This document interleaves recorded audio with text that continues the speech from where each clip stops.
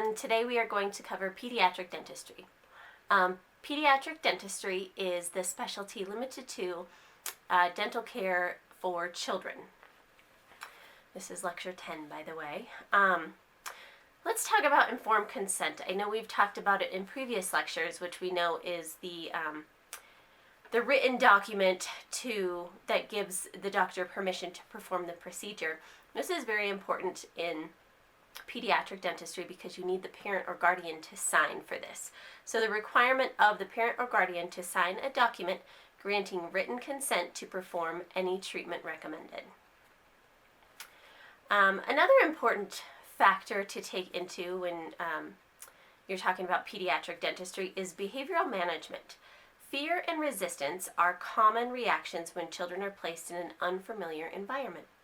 Many different techniques are used to achieve a cooperative child in the dental chair. The first thing is reassurance. Oftentimes we talk about showing, telling, and then doing what we're talking about. So explaining dental procedures to a child in a manner that they can understand, along with showing them some of the items to be used, greatly helps in achieving cooperation. Many euphemisms can be used during this explanation and aids in building trust and confidence in the doctor and staff. For example, when I'm explaining to a child that the doctor is going to use the high-speed handpiece, I don't use the words high-speed handpiece. I say we're going to use the bug chasers to get the sugar bugs out of your teeth, and then I just show them how it works. That way, when they hear the sound and feel the cold water, it's not so much of a surprise to the child. Restraint is another way to manage behavior.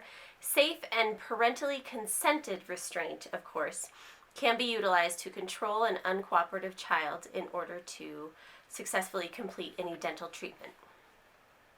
Sedation is another one. Some level of sedation is sometimes needed when a child shows extreme fear, resistance, and anxiety to dental treatment. There are a few different kinds of sedation.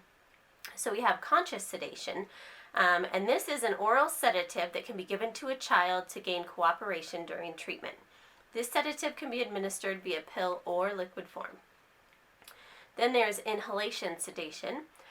This is a nitrous oxide oxygen mixture inhaled via the nose and can be used as an anxiety reducer for children during dental treatment. Nitrous oxide offers fast onset and recovery with few side effects. This is also known as laughing gas. Then you have general anesthesia, which this can be the best method for performing large dental cases in young children. With general anesthesia, the patient experiences a general loss of sensations and consciousness.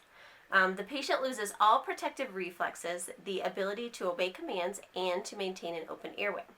This technique requires a team that is specially trained in anesthesia.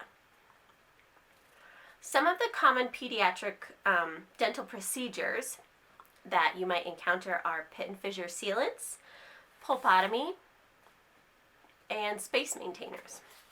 We're going to just briefly cover those procedures. So a pit and fissure sealant is a preventative measure used to seal hard to clean, naturally deep, narrow fissures on the chewing surface of the primary and permanent posterior teeth.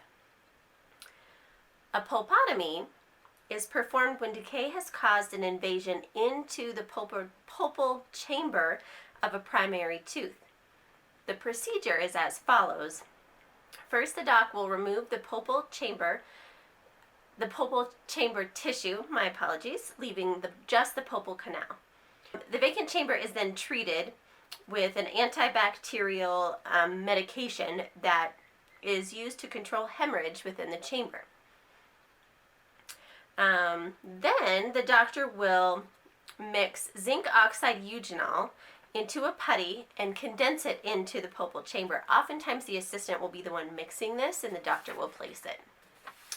And then a stainless steel crown is then placed on top of the treated tooth.